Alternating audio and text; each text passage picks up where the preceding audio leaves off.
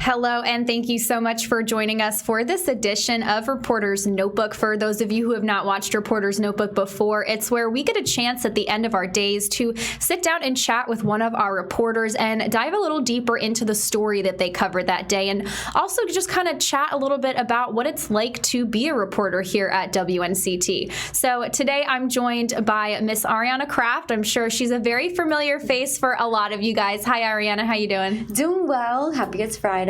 Me too. Let me tell you. And the weather's looking like it's going to get better over the next couple days into Tuesday. So I'm excited about that.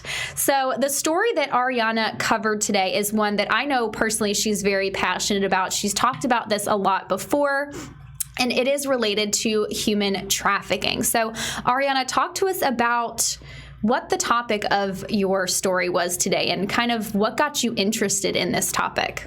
Yeah, Emily, as you know, a lot of people discuss human trafficking. It's not a new topic of discussion, but lately there have been a lot of conspiracy theories and misinformation circulating on social media regarding human trafficking. For example, Wayfair Furniture, there was this conspiracy that they were selling children, not cabinets. And what this did was thousands of people were calling the National Human Trafficking Hotline, and that was preventing real cases that needed, attention from getting the attention that it needed. So today I was able to sit down and speak with Pam Strickland with NC Stop Human Trafficking, which is based here in Pitt County. And they really focus on, giving people and communities information and educating them on what human trafficking really looks like. There's still a lot of misconceptions when people think of human trafficking. They think it's a very foreign thing that a child or a person is taken away and kidnapped. But what Pam was explaining today is that is not typically what happens. It's a lot of online predatories and people that are close to a child or a person, and that is what people need to be aware of so that they can look for these red signs and step in and make those calls to hotlines and local law enforcement if they're seeing something that isn't right.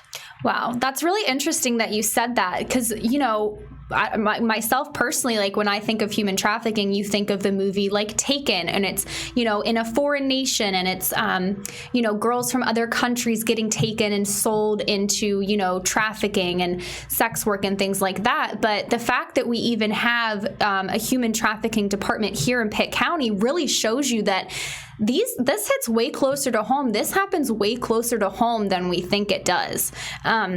And the fact that you were saying that, it's people who are typically close to these children, close to these adults, that's really scary. And I think a lot of people don't realize or think about that. And that kind of correlates also, with child sexual assault. Is a lot of times they say that it's people who are really close to the children. So in speaking with this woman, did she talk to you about ways to monitor or make sure that your child or people around you are being safe online, and any steps like that?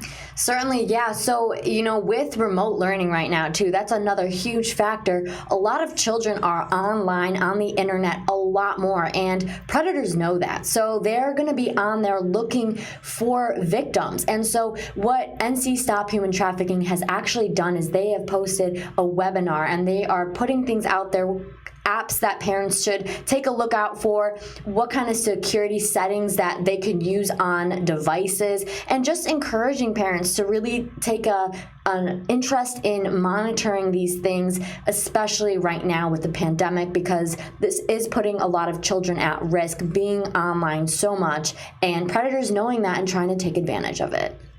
Definitely. And that's a really, really, great correlation that you made along with this woman that you spoke to with remote learning, that it gives them much closer access into these people's homes, into their business, into their daily lives. And I remember back, earlier in the pandemic, it was a big deal that Zoom calls, if you don't set a password to it, other people could access into those calls or access into your, computer or phone camera and things like that. So that's another thing to be aware of. Like, this security online is really important.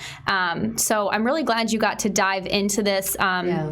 Is there any other things that you wanted to talk about, or any other thing that, really stood out to you about this story? Not that I can think of right now, but if you do, want additional links to information and resources that does have accurate information and statistics, you can go to WNCT and you can see the full segment as well as those links to those resources. So Ariana, for people that are more interested in this and more interested in other links and resources to this story and just more information behind it, where can they go on WNCT to find that? So the title of the article is Conspiracy Theories Surrounding Human Trafficking is Taking a Toll on Survivor Resources. Awesome. Well, Ariana, thank you so much for joining us today. We really appreciate it. And guys, make sure to go check out her story as well. There's a lot of great information on there on how to keep yourself safe online and the people that you care about safe online as well during this time. So thank you so much for joining us for this edition of Reporter's Notebook, and have a great rest of your day.